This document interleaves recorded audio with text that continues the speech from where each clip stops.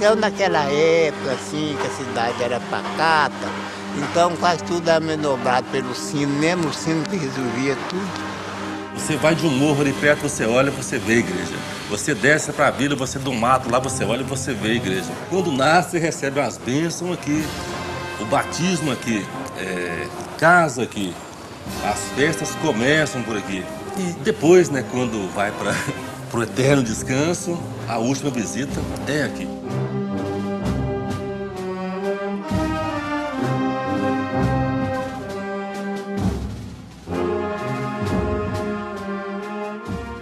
Aqui fui batizado, aqui me casei, aqui fiz a primeira comunhão e tive a infelicidade de assistir à igreja queimada. Restou apenas de madeira 10% da madeira.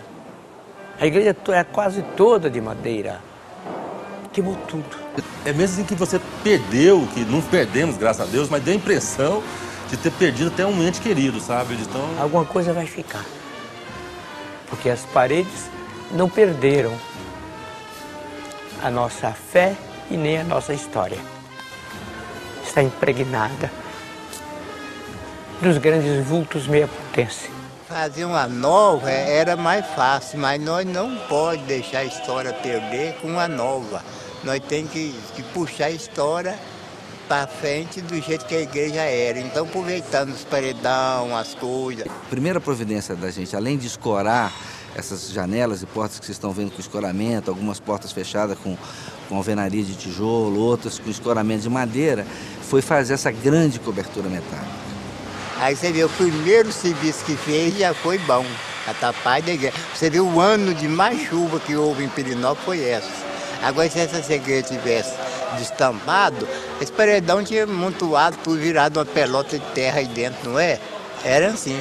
No momento que a gente acabou de executar essa cobertura metálica, eu senti como se a gente estivesse cuidando de uma vítima de um acidente muito grave, que entrou na UTI, e que a gente, além de fazer a cobertura, estava na hora de botar uma gaze, de botar um band-aid, para até amenizar um pouco o impacto do que tinha sido essa destruição para a própria cidade. A gente fez o salvamento do prédio para permitir o restauro, porque se a gente não fizesse isso, era entender que deixasse a ação do tempo acontecer, e aí sim ela poderia virar uma ruína, que era o que a gente não admitia, porque dado o tamanho desse prédio na paisagem, eu acho que a ruína desse prédio seria também um pouco a ruína do Centro Histórico de Pirenópolis.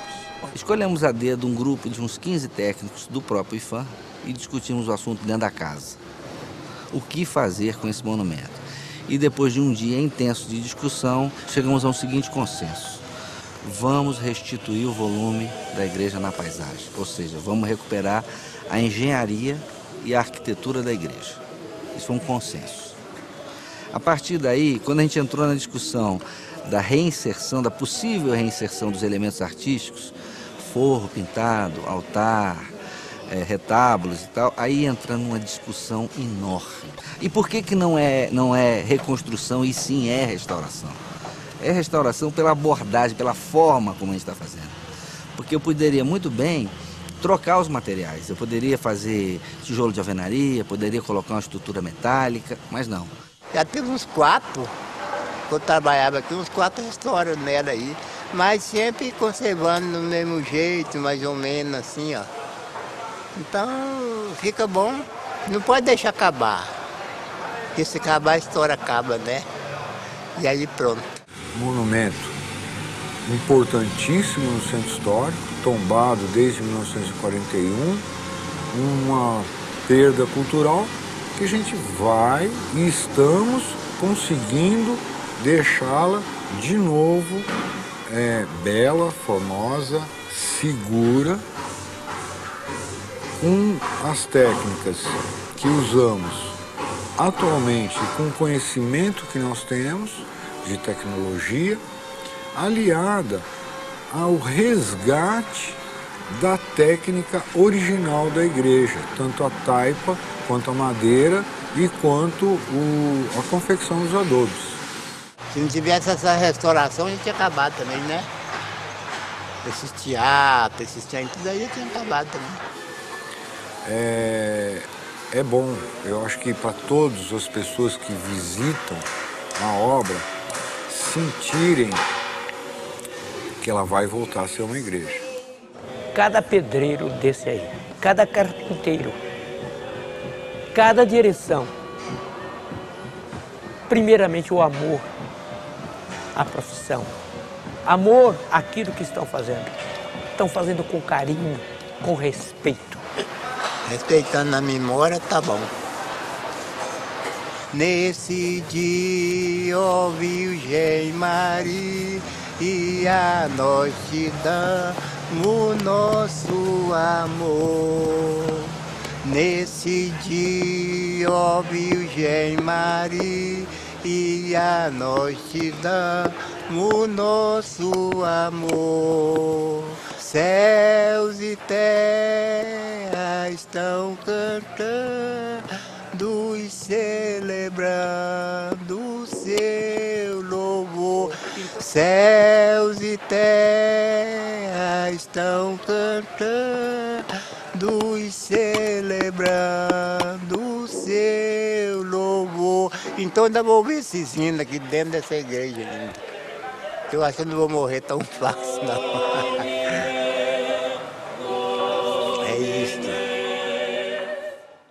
Na verdade, a matriz é uma curiosa fusão de duas grandes técnicas construtivas, que é a terra, na forma de taipa de pilão, associada a uma gaiola de madeira que está representada nas torres, né? De um lado, a gente tem uma influência muito grande africana, que é de onde provém a taipa de pilão, e de outro lado, uma influência muito grande portuguesa, que é o domínio da madeira. E a gente começou reciclando a própria taipa que vinha do desmoronamento de certas partes da igreja. Então, ao pegar aquela taipa, aquela terra, peneirar ela, a gente fez os primeiros ensaios de taipa de pilão para tentar aprender como é que os antigos faziam a técnica do barro amassado em forma, né? Na época do incêndio, esse berço de madeira pegou fogo. A alvenaria que estava em cima dele ruiu, consequentemente, tampando o espaço vazio entre o berço e o arco. Me sobravam, então, uma ponte, nada mais do que uma ponte romana, ou seja, uma ponte de um arco, né, sobre essa porta, ou sobre um buraco. E na hora de fazer a forma de taipa e começar a fazer, que a gente descobriu que ela não é um barro leitoso, ela é quase uma farinha de terra. Então eu tinha que desmanchar, e aí começa a ficar impressionante a brincadeira. 20 toneladas de terra. Agregamos a essa terra peneirada 20% de cal e fizemos os primeiros ensaios com forma de madeira e apiloando esse material quase como se fosse uma paçoca. E estudando como um arco como agem as forças em um arco, nós chegamos à conclusão que se a gente serrasse o arco no centro dele, ele ia provocar duas fissuras laterais e ele ia se desestabilizar e ruir sozinho, com a ação da gravidade. E criamos as condições de segurança para os nossos operários estarem montados na estrutura metálica em cima de um balanço, do balancinho, e pegamos essas máquinas de lava-jato e usamos esse jato d'água para cortar a taipa. Como a gente sabe que cada pingo é nocivo para a taipa, a gente utilizou a fragilidade do material para a gente fazer o que a gente serrou a taipa com um jato pressurizado de água. É uma dor no coração também, você tirar uma coisa de mais de 100 anos. Daí a gente acabou criando também algumas coisas no decorrer do processo, que foi, por exemplo, a consolidação de uma taipa antiga, velha, que está aí na igreja, com uma nova taipa. Para fazer a costura entre essa taipa antiga e essa nova taipa, a gente utilizou um material inerte, uma corda de nylon desfiada, e que a gente veio chamar isso de rabo de cavalo. Ela é colocada na taipa antiga e depois ela é desfiada, e quando vem o material da nova taipa, ela faz a semelhança de uma costura entre uma parede nova e uma parede antiga. Nas fissuras que existiam, que não foram feitas taipas, nós fizemos injeção. E injeção com a mesma qualidade da taipa, só que agora ela é mais fluida.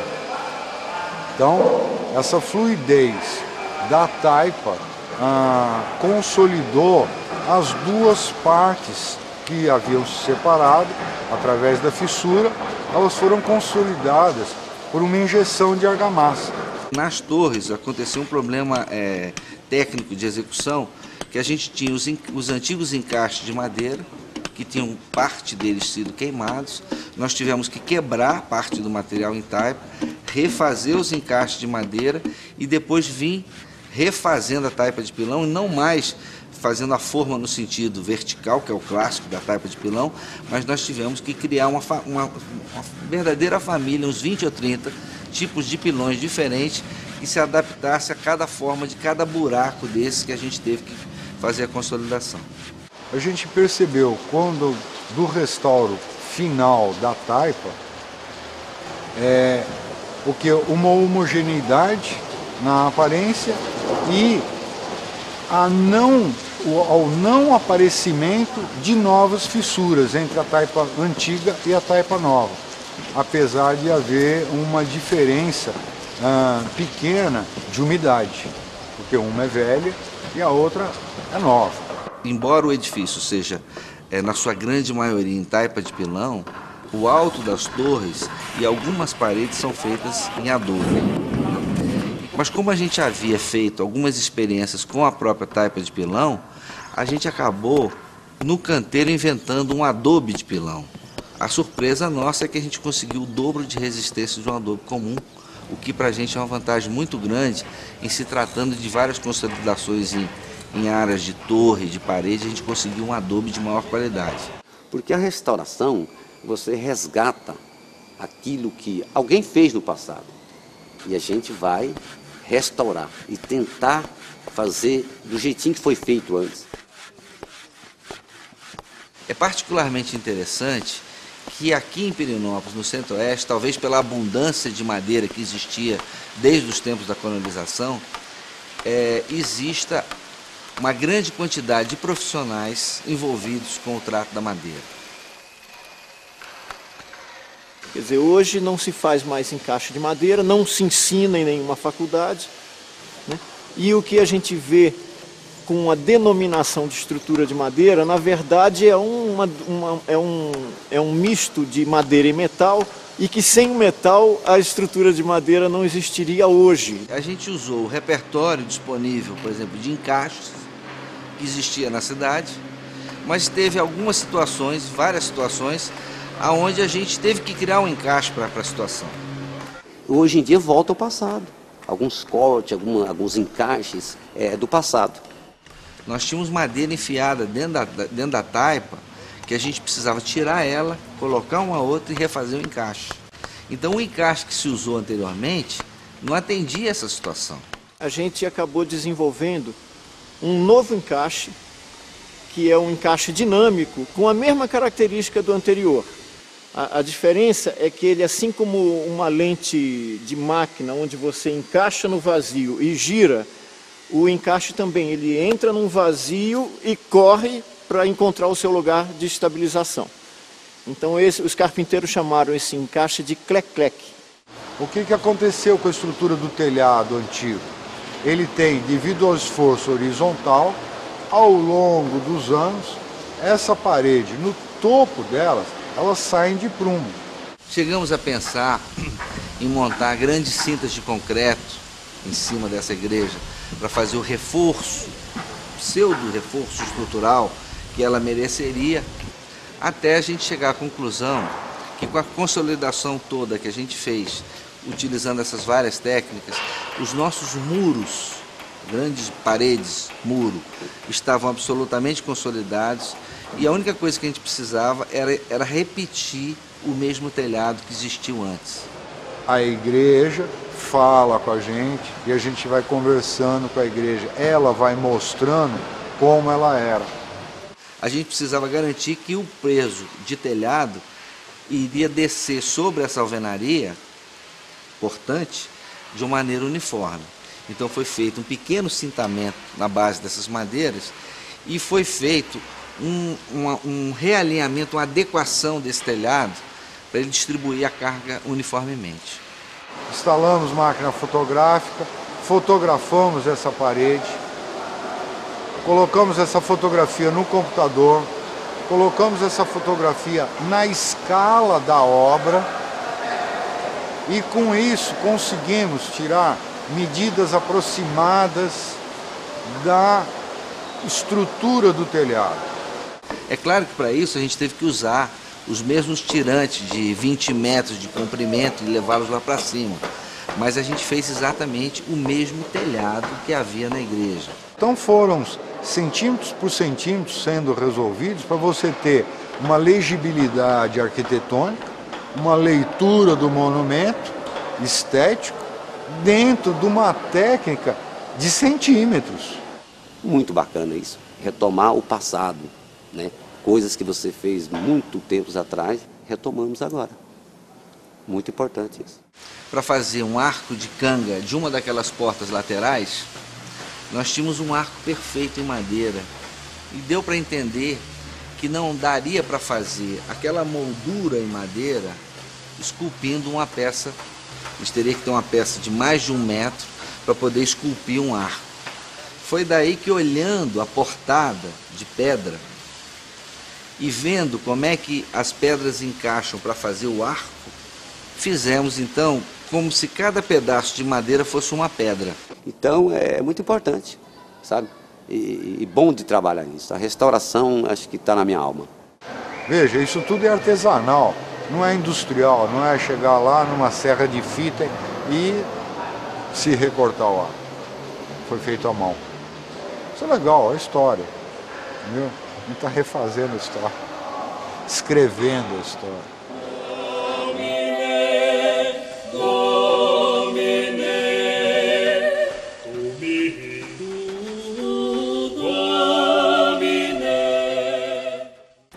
Não cabe à construtora resolver muitos aspectos da obra, mas nós resolvemos trabalhar como um colegiado.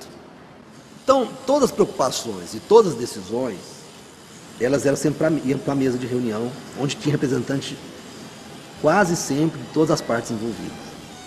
Cada coisa que faz, a gente fica observando. Lá da nossa casa dá para observar um pouco. A gente respira esses antepassados, né? O século XVIII volta, né? E a gente começa a pensar até como eles construíam, né? E tudo parece que volta. A gente volta no tempo, a gente vai buscar essa coisa, né? No tempo. Não era melhor deixar a igreja como ela é uma ruína, mostrar o incêndio? Eu ouço isso e procuro ser muito tolerante quando eu ouço. É necessário que você entenda a relação dessa comunidade com essa igreja. Essas reuniões semanais obrigatórias, com atas, com questionamentos até às vezes fortes, pesados da equipe, eles criaram entre essas pessoas uma comunhão nas soluções dos problemas. Porque teve muita conversa que aqui ia ser um museu. Fora, muitas pessoas daqui falando que aqui ia ser um museu, que eles não iam mais fazer os altares. E aí muitas pessoas revoltaram com essa ideia, sabe? Porque todo mundo quer ver a igreja como ela era. Houve uma certa polêmica nesse sentido. Isso é uma reconstrução, é uma restauração. Mas a gente, pelo preciosismo, pela atenção que a gente deu, pela pesquisa, pela abordagem, a gente acredita que restaurou o prédio. E também foi muito favorecido pela questão da casca dela, né? Das paredes que envolveram ela toda de taipa ter se preservado. Né? E é uma lição pra gente, né? Quem viu a grandeza do incêndio, a proporção que foi o incêndio, e hoje entrar na igreja e imaginar que as paredes que cercam tudo que foi feito, que suporta o telhado, são autênticas. Então a gente está acompanhando com aquela esperança de rever. e medo de acontecer um problema e a gente não conseguir ver novamente ela reformada.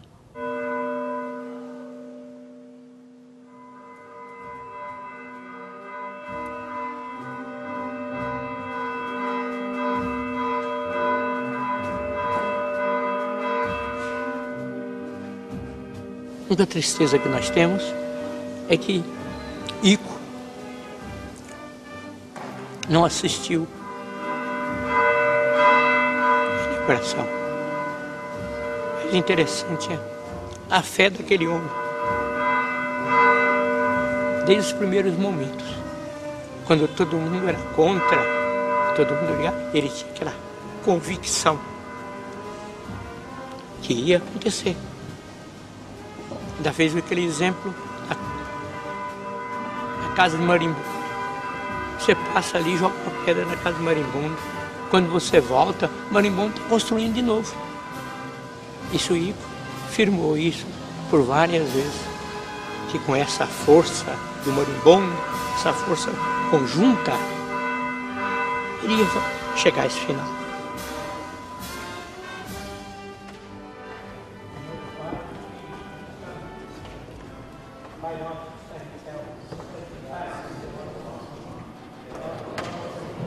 Então, Pirenópolis perdeu uma pessoa importantíssima, um sábio de Pirenópolis.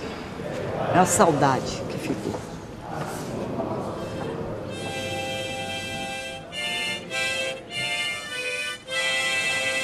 Um fiel da igreja, correto, de uma dignidade que os outros não tiveram com ele. Ele teve com a igreja, com os padres, de botar ele para fora daí, sem dizer para ele, até logo, muito obrigado, ou passe bem.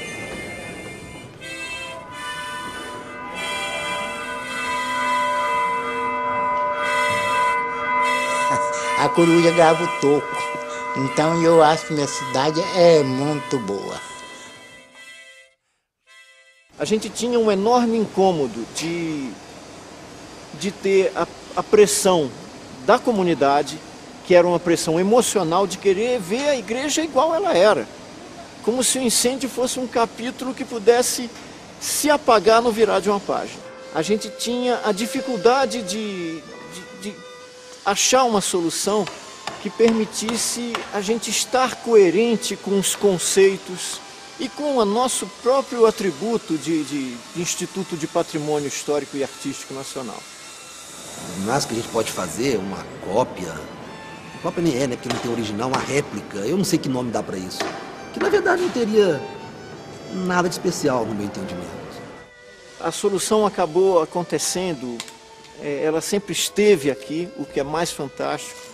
Nós tivemos uma igreja demolida, uma igreja contemporânea, a Igreja Matriz de Pirenópolis, que é a Igreja Nossa Senhora do Rosário, que também era Igreja Nossa Senhora do Rosário dos Pretos, e que essa igreja, ao ser demolida, teve os seus elementos artísticos retirados, parte deles se incorporaram à Igreja do Carmo, e justamente o altar-mor de Nossa Senhora do Rosário dos Pretos esteve guardado na Igreja do Carmo, que é um museu de arte sacra do nosso município.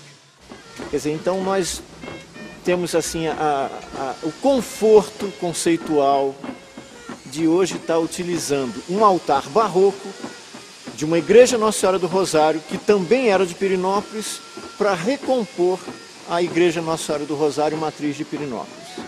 Ele é o único elemento artístico nessa igreja atualmente preservado, né?